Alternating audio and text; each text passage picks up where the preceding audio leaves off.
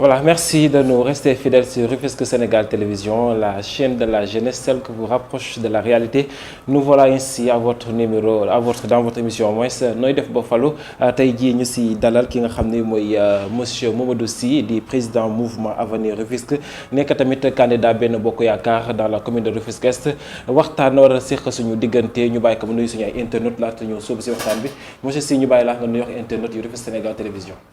waaw asalaamaaleykum waa Tëngéej asalaamaaleykum waa RSTV maa ngi leen di nuyu ku nekk sa tur ak sa sant maa ngi nuyu waa Tëngéej yëpp di nuyu waa Avenir de Rufisque di nuyu waa Benno Bokk Yaakaar ñi nga xam ne ñoom laa àndal ci élection locale yi di nuyu képp koo xam ne yaa ngi may déglu. mu ngoog monsieur Sy fi ñuy door rek compte émission nooy def ba falu la ñuy wax donc dañuy ñëw directement ci sa candidature lan moo sabab sa candidature nga samp sa ndënd ngir laaj ko mbiru Rufisque Est. waaw ñun depuis des années ñu ngi ci terrain bi ba gisee dañu tàmbalee ci avenir Rufisque fa la lépp tàmbalee mais yàgg nañ ci politique bi jaar nañ ci parti yu bëri waaw mais tey dafa am loo xam ne gisatuñ ko ci champ politique bi. mooy ay jeunes yu engagé ay jeunes yu gëm seen bopp ay jeunes tamit yu bëgg bokk ci li nga xam ne moo tax Tëngéej war a changer donc loolu waral Mamadou dugg ci politique créer un mouvement tuddee ko Avenir Rufisque depuis des années ñu ngi ci politique bi bon def nañ fi lu bëri loo xam ne tey moo tax ñu naan Mamadou Sy ba ñu dem ba tey à l'est voire même à Rufisque kenn mënuñu génne ci champ politique bi. Donc changement la ñu bëgg tey pour Rufisque mais aussi une nouvelle génération d'hommes une nouvelle génération de jeunes de responsables mais it ñoo xam ne yàlla am na lu mu def seen bopp yi ñu ànd jéem a xool nan la ñuy def ba depuis des années li fi nekk parce que ñun fii lañ juddoo fii lañ yaroo fii lañ màggee donc am na lu bëri loo xam ne fii ni mu meloon noonu la mel ba tey donc pour image Tëngéej changer pour visage Tëngéej changer il faut une nouvelle génération donc moo tax ñu engagé wu tey jii nii wane ko fi ñu dëkk muy à l'est lañ juddoo tamit. waaw donc looloo waral suñu engagement ci politique bëgg changement bëgg tamit lu bees takk waaw. mu mel ni suñu la dégg sa biir wax comme da nga bëgg a wax ne comme tey jii Tëngéej li nga xam ne mooy politique xaw na fi sooxe te il faut corps bu bees il faut que jeunesse bu bees pour mën a suqali Tëngéej mën a wan ne une nouvelle façon de faire la politique. waaw bon ñun ay jeunes lañ non man li ma wax rek donc li ñu doon dafa war a feeñ Tëngéej mooy modernité mooy avenir mooy lu bees tàkk. donc Tëngéej dafa war di tàkk fu mu toll leer nañ rayonnante cette belle ville là. Bien vrai qu'on dit Rufisque une ville historique et culturelle, ça c'est avéré, c'est vrai. waaw mais on a besoin de modernité aussi donc il faut ñu boole mariage boobu noonu entre cette belle culture qu'on a mais aussi mu feeñ tamit ci suñu bâtiment yi feeñ ci suñu dundin feeñ ci suñu nekkin feeñ ci suñu ndaw yi waaw donc loolu moo ñu manqué mooy cette vie là cette animation là il faut que Rufisque retrouve son animation d'antan li fi nekkoon ce qui faisait la beauté de Rufisque c'est ce qu'on a perdu aujourd'hui avec cette perte de valeur caractérisée qu'on est en train de noter dans toute cette belle ville qui nous a fait naître et qui nous a vu grandir on a besoin de ça dañ ko soxla tey jii nii moo tax dafa jot daal que cette nouvelle génération nga xam ne Rufisque moo ñu defar ñu delloo njukkal Rufisque delloo njukkal tamit cette culture ce développement dont on parle cette modernité cette lumière qui se traduit à travers la jeunesse tey jii ngay nekk homme politique samp sa ndënd ci coalition maire bu Ouest tey jii lan moo indi tamit li nga xam ne mooy choix bi si Benno Bokk Yaakaar. Bon Benno Bokk Yaakaar comme ni ma wax rek on a une belle équipe et cette belle équipe a un beau nom. mooy Benno Bokk Yaakaar. donc tey dama ñëw ci équipe bi rek doon un recrue comme li ñuy wax rek. dañ recruter ci équipe bi doon un recrue. bu bees ci équipe bi. donc équipe bi am na lépp on a un bon gardien on a de bons latéraux. de bons milieux de terrain. et une attaque d'enfer. Mais en plus, on a un bon coach. C'est le président de la République. Macky Sall. Donc, et comme entraîneur. Donc donc ñun joueurs yi rek un bon capitaine tamit. mooy Ismaïla Madior waaw qui est le capitaine. en même temps moom mooy équipe bi waaw donc y a une équipe qui s'est formée et cette équipe là va vers une belle victoire donc moo tax tey jii nii le choix de Benno Bokk Yaakaar s'est traduit à travers Ismaïla Madior man li ma gis ci Ismaïla Madior moo tax ma ànd ak Benno Bokk Yaakaar gis ko ci président de la République moo tax tey jii ñu ànd ak Benno Bokk Yaakaar donc c'était un choix qu'on devait faire parce que gisuñu j'ai pas vu meilleur ni tamit booy wër da ngay gis lu gën li yow ci li nga ne donc man gisuma lu gën Ismaïla Madior à Rufisque su ma ko gisoon ma dem fekki ko wala ma dem ànd ak moom te tamit du ñu bàyyi ba affaire yi jege si wala bàyyi ba affaire yi taxaw ñu ñëw di la seet si non du loolu. C'est quelque chose boo xam ne ça doit se créer naturellement une vision benn chemin boo xam ne da ngeen koy bokk yéen ñaar benn gis-gis mais it benn projet commun boo xam ne ça tend vers un développement. mu ngoog tey jii képp koo xam ne bokk nga ci coalition Benno Bokk Yaakaar ñoom bu ñu koy gis dañuy waxee avec confiance que ni ñoom daanaka ñoom ñooy majoritaire au niveau de Rufisque ci bépp département ndax li nga xam ne mooy insigne bi nga xam ne tamit mooy Benno Bokk Yaakaar daan na koy instauré est-ce que tey jii seen personnalité demul laxatu carrément ci li nga xam ni mooy insigne yu bëri na Bokk Yaakaar ndax xam nañ ne couleur bi li nga xam ne insigne bi tam lu am solo la parce que bëri na ci ay candidat yoo xam tey jii boo laajee askan wi seen insigne daanaka duñ la ne bii la bi ñu gën a xàmmee mooy Benno Bokk Yaakaar est-ce que loolu tamit taxul tamit ñëpp yéen ñi nga xam ne yéen a faree Benno Bokk Yaakaar ngeen sawar ci loolu.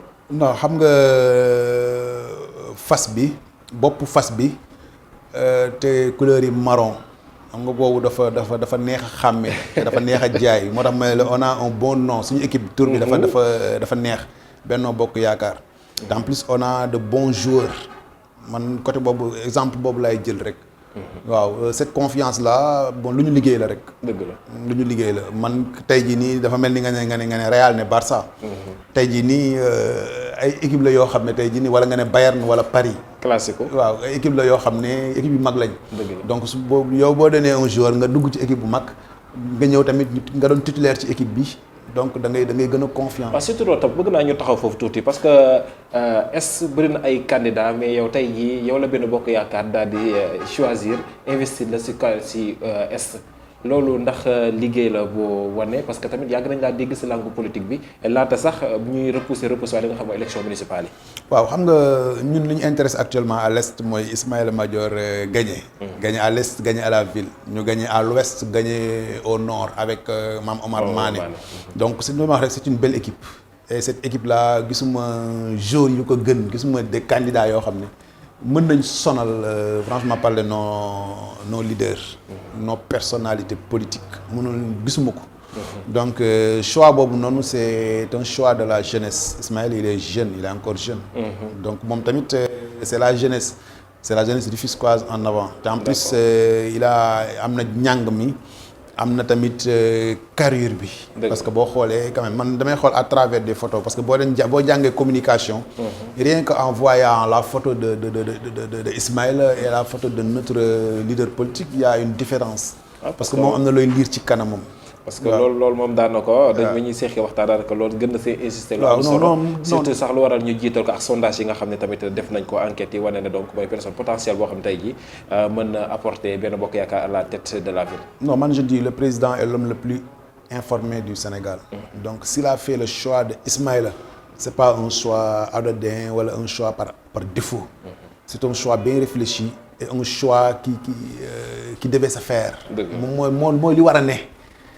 moom mooy candidat idéal pour Benno Bokk Yaakaar à Rufisque donc nanga moom en tant que kilifa bien informé avec li mu am yëpp comme jumtukaay yoo xam ne mën na saytu koñ bu ne wala dëkk bu ne li fa xew donc bu ñëwee ba ne diw la rek tegu ko ci lu ko neex moom da ko teg ci un choix boo xam ne ce choix c'est le choix gagnant. loolu la y a aussi ces malheureux yi nga xam ne ils n'ont pas compris le message du président. man je les appelle comme ça parce que nit tamit parfois booy ànd ak nit moom loolu mooy indi yenn problème yi mooy indi yenn xastante yi mooy indi yenn yu ñaaw yi.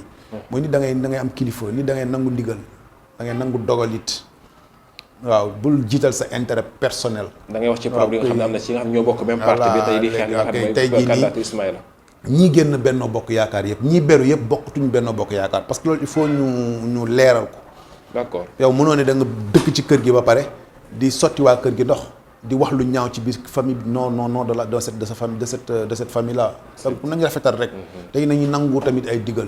ñi la plupart de ces gens dont on parle ce sont des intérêts crypto-personnels moo leen animé su fekkee ils avaient l'esprit de partage l'esprit de leadership bi ñuy incarné donc leneen moo waroon am lu dul lii tey jii ni yenn division yi ngay gis yenn beru yi ngay gis loolu moo ko indi mooy kilifteef ils ont remis en question l'autorité de la présidence l'autorité du président loolu la rek man noonu laa ko jàngatee. mais ku ci mel ni commune bu Est Souleymane Ndong daanaka mujj naa nangu li nga xam ne mooy li nga xam ne moom le président daal dogal je pense bien que moo la ñuy nekkal fale pour commune bu Ouest.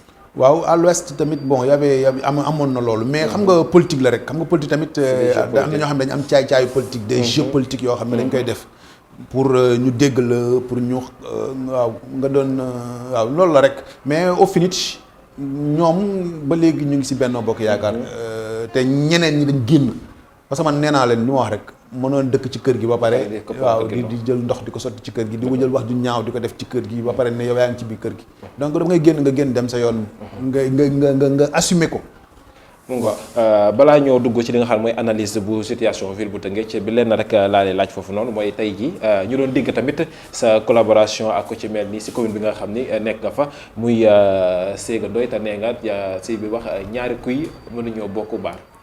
waaw foofu tamit il faut ñu taxaw fa tuuti parce que man dama am lu mu bëgg. li ma bëgg man aw ma ci ay demi mesure aw ma lu ma ciy nëbb aw ma lu ma ciy ragal aw ma lu ma ciy tiit man bi ma juddoo ba tey samay choix samay décision yoo xam ne de ma vie maa ko jëlal sama bopp maa ko defal sama bopp. c'est pas benn essaim de personnes je pense bien même du ay 2-3 personnes ñoom seen bëgg-bëgg seen volonté man ñoom lay topp. man damay xool sama vie sama carrière xool yan choix laay def mais it dama am ay kilifa ñoo xam ne ñoo may orienté ñoom seen xalaat seen xel doy na ma buñ ma nee demal ni àndal ak diw wala léegi lii dama ciy bàyyi xel par rapport ak man suma bëgg-bëgg xool nan laay def ba loolu nekk donc du ma dem di ànd ak koo xam ne mënuma yokk dara dans la vie mënuma yokk dara ci politique. Pourquoi? Parce que 2 ou 3 personnes veulent que ma ànd ak moom. En plus ànd day sincère li manqué tey jii nii ànd day dëggu ñun ay ndaw lañ. jaar nañ fu ne daj nañ lu ne ndax suñu xol ndax suñu bëgg-bëgg pour suñu askan. lépp lu ñu dal ci àdduna wala lépp lu xew ci àdduna tey jii nii suñu bëgg-bëgg ngir askan bi maanaam yéene bi moo indi lu bëri tey jii nii. donc foofu tamit il faut ñu wax ko. bien vrai que bëgg nañ l'unité bëgg nañ ñu booloo doon bokk mais tamit am na yoo xam ne genre naafeq lay doon parce que yow di nga ànd ak nit wala nga bëgg ànd ak nit mais est-ce que kooku noonu dina la yéene yow nga jiite ko parce que coow li yëpp loolu la waaw problème bi loolu la problème bi mooy gars yi dañuy wax rek te dafa vraiment yi dafa bëri ay wor ay wax lu dul dëgg ay yooyu yëpp dafa am ci biir politique moo tax soo ma tuddalee benn tour ne ma diw wala diw te en plus man dama am benn cas bu ma remarqué à l'est il y a un maire sortant qui est là-bas Boubacar Albert Ndoye depuis des années Mamadou Sy mu ngi def politique moom li jëntuwul politique Mamadou Sy depuis des années talu ko sax au contraire fu Mamadou jaar mu jëm fa jaar pour jëm ko yàqal tibb tànk waaw léegi mu dem ba élection ñëw ce gars-là se dit dama bëgg ànd ak Mamadou Sy au nom de quoi d'accord au nom de quoi yow non moo tax nañu rafetal nañu wax dëgg tamit Mamadou Sy buy ànd day ànd koo xam ne sentir na ko koo xam ne bokk nañ vision koo xam ne bokk nañ gëm-gëm koo xam ne fen ak wax loo xam ne lu dëgg du am seen diggante man sama choix pour Ismaïla c'est un choix boo xam ne ça s'est fait naturellement parce que l'homme la personne li mu incarné du nit koo xam ne day waxantu nii rek wala defantu nii man looloo tax donc moom bu fekkee yenn alliance yi ñuy wax tey jii nii wala yenn opportunités yi ñuy wax nii tey jii nii mais la plupart du mën a nekk. parce que sincérité bi dëggu bi ci biir du am. Une personne comme le docteur Abdourahmane Diouf mais c'est quelqu'un que je respecte beaucoup. un conseiller une référence. tey jii nii moom bu soxlawee benn instant mais ñun dañ ko war a jàppale. ñun cette jeunesse bi nga il aspire au développement. mais aussi à l'identité communautaire l'identité de quartier l'identité de lieu. waaw fan yi damay gis des gens yoo xam ne nee nañ changement lañ bëgg. ils veulent un changement pour leur localité. ñoom ñu nekk ci koñ. nekk ci gox depuis des années changement mënul am ci gox boobu noonu le maire sortant ñëw seet si leen def leen des propositions ñoom ne changement lañ bëgg mais au lieu ñu xool ñoom leen di yokk au lieu ñu xool ñoom lu yokk seen communauté lu yokk seen askan mais foofu ci saa si li ñuy xool mooy bon maire seet si na ma dig na ma benn poste de conseil mais c'est quoi un conseil bokk naa ci on va investir ci liste conseil mais nañ dem xool conseiller lan mooy rôle am ba pare non la rek c'est un non benn instant. kon ça veut dire que kon tey jii Mamadou Sy mën nañ ne tey jii ab bañkat la. non man doon bañkat moo tax ma doon li ma doon tey à Rufisque parce que man je me suis fait moi-même. dëgg la ñun jaar nañ fu ne dañ nañ lu ne man nee naa la pardonnez-moi ci publicité bi Sococim dama doon daggu dama doon journalier wu. jaar naa ci lu mu tudd sax ci prestataires yu bëri dama fa jaar daan liggéey presque ay 24 heures man mosuma nanguwul facilité ñun dañ fayet ñun daan ndar bu ndaw laa màggee ci ghetto bi ci matelas lañ daan tëdd ci suuf muy guus. kon waaw parce que dund nañ souffrance. nañ xam li nga xam ne askan bi dund. ñu teel see taxaw moo tax tey jii nii su ma gisee benn forme de communication bi gis benn forme de violence bi nga xam ne ça se traduit si jeunesse bi ça se traduit ci internet bi li may gis mais booy politique rek te yàlla tax. waxal dëgg mais bul dugg ci la vie privée des gens. damay gis kenn day def affiche am ne voter pour diw. l'autre dugal photo moom photo candidat am ne non kii dëkku fii kii dafa lii kii def pour lan. amul sens. cette violence verbale là pourquoi. moo tax xoolal tey jii ni li xew Tëngéej. mu ngoog côté violence bi sax xam ne dinañ fa ñëw après laata boobu noonu tamit ñu daal di dugg tey jii def nga defa benn analyse boo xam ne tey jii si situation ville bu Tëngéej ni nga ko gisee tey jii maanaam benn analyse bu ndaw rek benn bilan boo xam ne tey jii mën nga ko génne si nga xam ne ñi fi nekkoon si bopp commune yi ak ville liñ fi liggéey nag koy jàngatee situation ville bu Tëngéej. waaw Tëngéej boo xoolee depuis des années lu bëri changé wul Tëngéej. lu bëri on a une ville malade. oui très malade même. waaw qui est aux urgences et il est temps qu'on aide cette belle ville dafa jot ñu jàppale ville bi. ñun suñu fight ñun suñu combat loolu la mooy jàppale cette belle ville qui souffre. Rufisque souffre de partout. Les maux dont souffre Rufisque sont variés, sont multiples. Donc il faut ñu jàppale Tëngéej te it il faut ñu xool intérêt Tëngéej te yàlla tax damay ñaan yàlla ñi fi nekk nos maires sortants ñi nga xam ne def nañ plus de presque 20 ans. ah oui quand même mais 20 ans c'est loolu ñàkk gëm yàlla la quand même ana mais donnons la chance à cette jeunesse là à cette nouvelle génération là il faut une alternance générationnelle ci maire yi aussi yow une personne tu es là depuis presque 20 ans keneen il est là depuis presque 15 ans.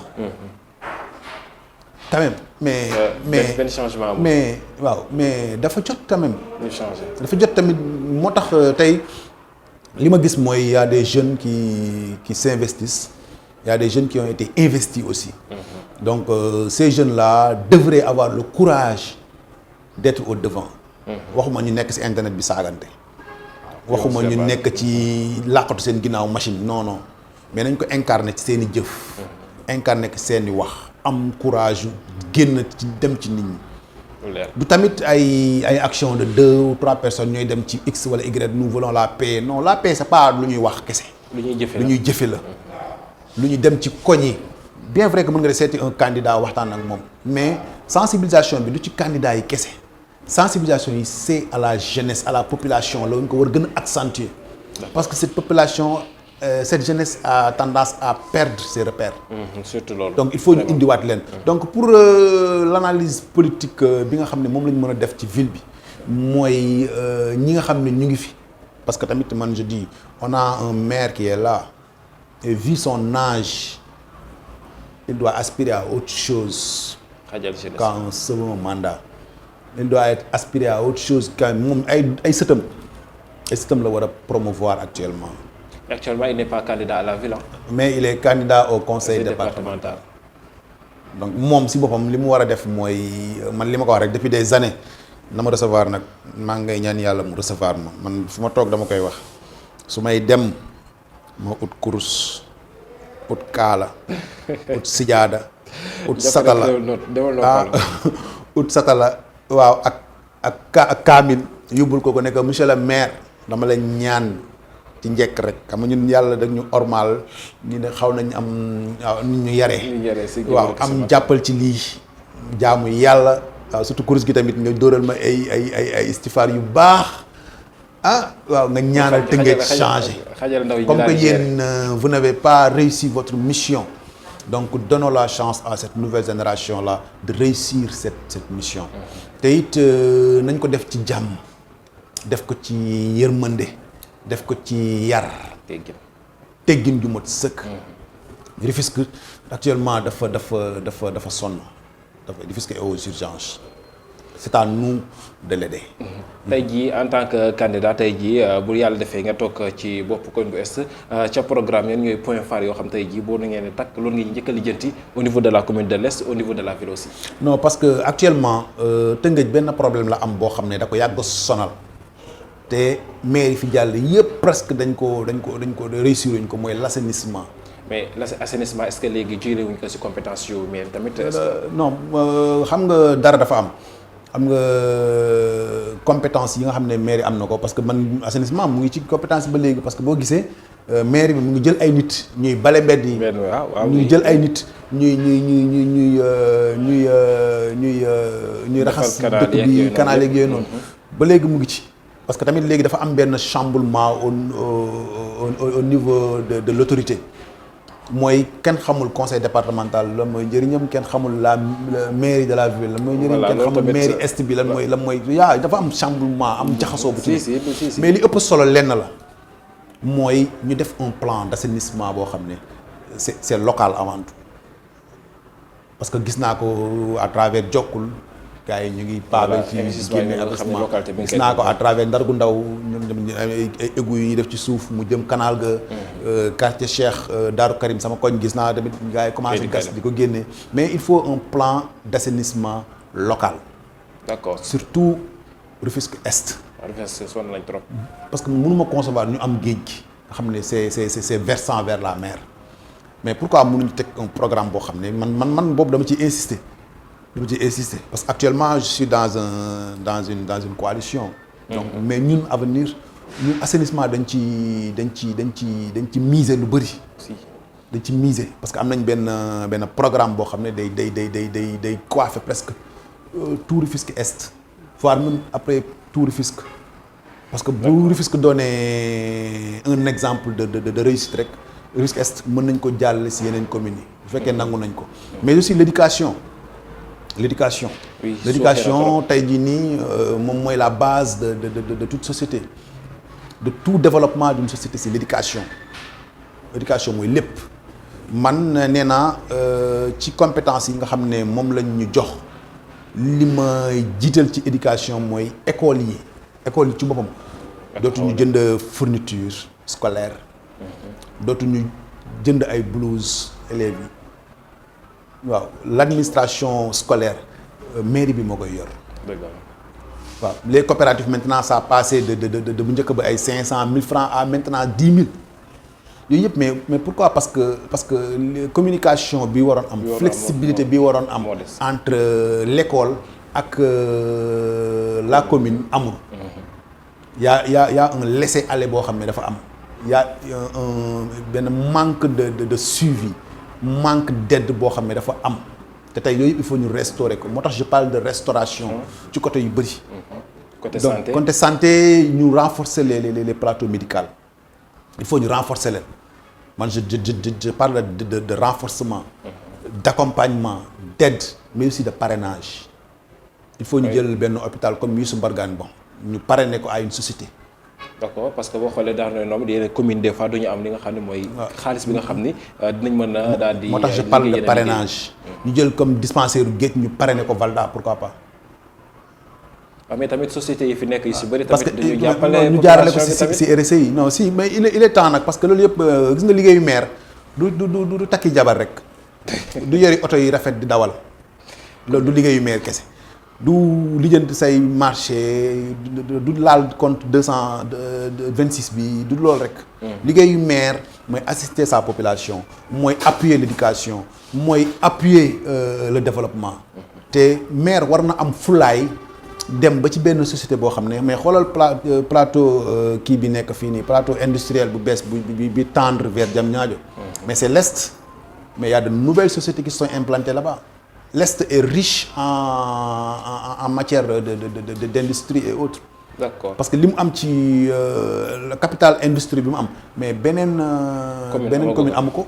donc l'Est devrait être benn vitrine boo xam ne dañ koy gis di ko traduire tamit ci Tëngéej moom moo waroon porte bi tey jii nii du développement. donc un district ou bien benn hôpital ñu pare nekk à une société ou bien deux sociétés yoo xam ne su RSE yi ñoom ñooy appuyer matériel pourquoi pas des subventions pourquoi pas une aide boo xam ne day jàppale l'administration à avoir une autonomie financière.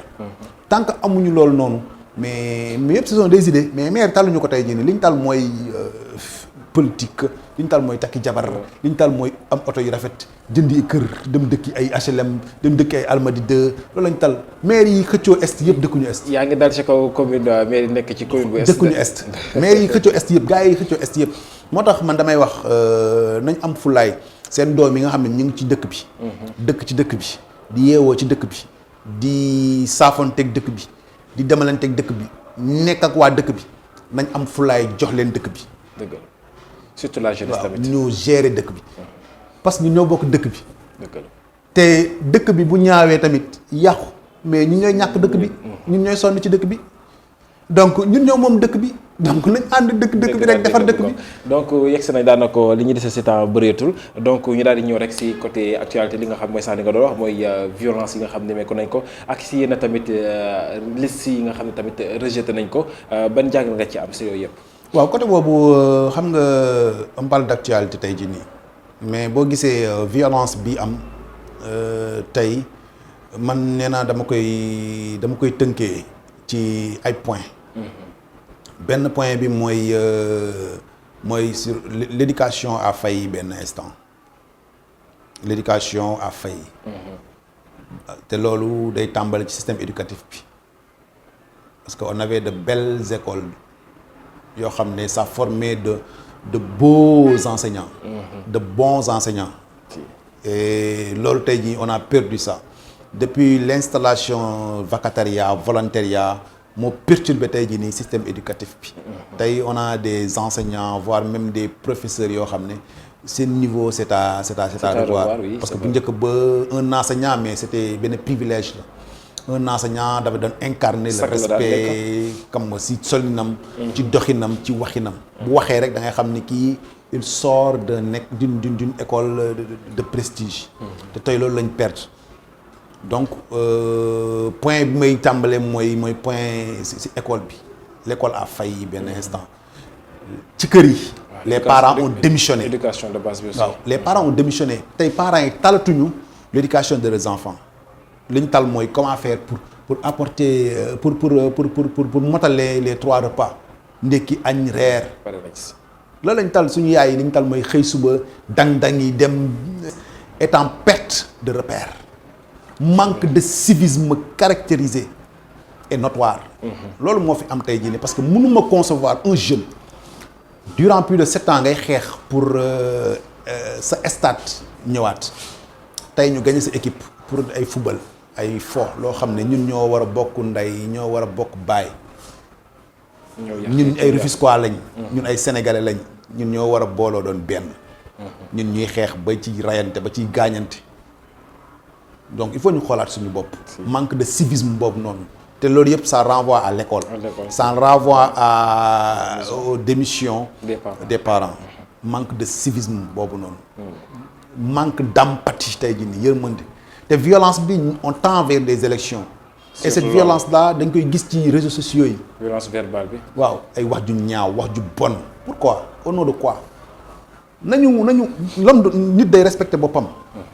le respect nit da nga koy incarner di ko dund di ko wane di ko jëfe ba pare mais yow ba pare xeex bi du loolu du làqatu derrière benn ordinateur di wax la neex.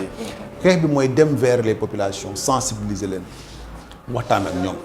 man je suis jeune dañu may déglu li ma leen di wax tey jii nii mooy xeex fajul dara li ma leen di wax mooy reewande fajul dara mënoo ci am li nga bëgg yàq tamit mënoo ci am li nga bëgg li ñu war a def mooy booloo jàppante yërëmante mais it am respect am ormal ndaw gis nga bu bëggee am développement bu bëggee yokk mais day yaru day teey day dal dara jaru fi xëccoo dara jaru fi xeex dara jaru fi wane tamit loo xam ne tey jii nii yaay ñàkk mais lii bu continuer année prochaine nawetaan du am. du am lii bu continuer mais TFC du mën a recevoir ci stade bi. kan mooy perte c'est Rufisque. 2 ans après nous réclamons notre stade alors que yéen ñuy réclamer stade bi yéen a yàq stade bi. donc à qui la faute boo taxawee ñu ne c'est l'État. en plus nos forces de l'ordre aussi dañu war a wax ak ñoom. parce que man je ne peux pas concevoir des jeunes ay ndaw ngay jël ay bombes lacrymogènes di leen ko dóor. la foule ay ndaw lañ man damay gis image day ndaw ñu tëb di daanu seen tànk yi damm parce que dañu tiit. mais force de l'ordre li nga war a njëkk a def mooy apaiser la tension mooy protéger cette population protéger ndaw yi protéger les équipes mais waroon ñëw di leen disperser wala ñëw di leen waaw non loolu du solution. c'est pas la solution. attaquer benn instant bi solution bi mooy nañ dal tey jii nii bu tension jugoon mais nga ñëw quadriller te xool tubaab bi ni ñuy def ñoom bu tension amee dañuy quadriller nit ñi. bu kenn bouger taxaw leen mais fii dañuy. dóor li ko même xale yu tëb après tension bi gën a waaw gars yi génn dugg ci biir koñ yi yàqate fii kër jàmbur yàqate école yi yàqate oto yi mais démb dama gis ay scènes yoo xam ne non mais non. loolu doy na waar waaw te nit tamit bu amee lu ko metti mais da koy génnee. mais nag loolu da nga war a tëj war a tënk. war a protéger. donc nañ xoolaat suñu bopp ñun ñëpp xam ne ñun ñëpp ay ndaw lañ. ñun ñëpp ay Rufisquois lañ. nous sommes des Rufisquois. waaw donc nañ ko rafetal rek nañ teey dal xam ne dara jaru fi yenn yi nii. ngoog monsieur Sy Mamadou moom lañu dalaloon si plateau bi mot de la fin nga daan tàggatoo waxtu bi daal nañuy def. bon man damay sant bu baax sama famille di sant bu baax sama yaay mii nga xam moom laa bàyyi kër ga. sama famille yëpp. sama frère samay sœur. mais aussi ma grande famille. ma grande famille du côté paternel. comme du côté maternel. di sant bu baax waa Avenir Rufisque. waa Benno Bokk Yaakaar aussi le ministre d'État Ismaïla Madior Fall. ñu votal ko pour l'élection de la mairie de Rufisque. waaw mais tamit samay copains ñi nga xam ne ñoom laay àndal. waa Blot bi maa ngi leen di nuyu bu baax di wuyu waa Ndargu Ndaw waa Guy Murit parce que man Guy Murit laa yeewoo donc mënuma leen mën a bañ a nuyu. di nuyu waa Tëngéej yëpp. waa Këri Kaw waa Thiawlène waa Déggo Dar Rahman waa ñëpp parce que man moomu du Tëngéej laa. parce que man awma frontière man fi ne laay dugg. ñu ne laay fréquenter j'ai des amis partout. donc te it non à la violence bépp forme bu mën doon verbale que physique. parce que tamit violence verbale bi il faut ñu bàyyi ci xel bu baax. il faut ñu raxas internet bi. il faut ñu régulariser internet bi. du waay neex lu ko neex rek sànni ci internet bi du vie privée jàmbur ñu jël di ko balance ci internet bi du benn nit mooy toog fële di yàq nit ñu ci bàyyi noonu te chaque jour ça passe. donc où est l'autorité de régularisation de ça parce que il faut benn ordre dans cette ville là. il faut mettre de l'ordre dans cette ville. il faut du sérieux dans cette ville pour ñu mën a wax développement mais du naafeq bi du waa tappale bi du mooy indi solution bi mooy nañ waxante dëgg ba pare nañ appliquer dëgg nañ def dëgg waaw ñu ko doon dalal suñu plateau moom Mamadou Sy nekk président mouvement Avenir nekk tam candidat Benno Bokk Yaakaar ci commune bu Est ñu amal waxtaan bu am solo message beeg yëpp conseil yëpp dégg nañ ko mu ngoog seen émission nañ def ba falu la woon di jaajëf bu baax équipe technique bi coordination ra am direction des programmes ak ñëpp koo xam ne jàpp nga ci liggéey bi di remercier Faye Style pour la tenue et je vous donne rendez-vous à très bientôt ci beneen numéro jërë ngeen jëf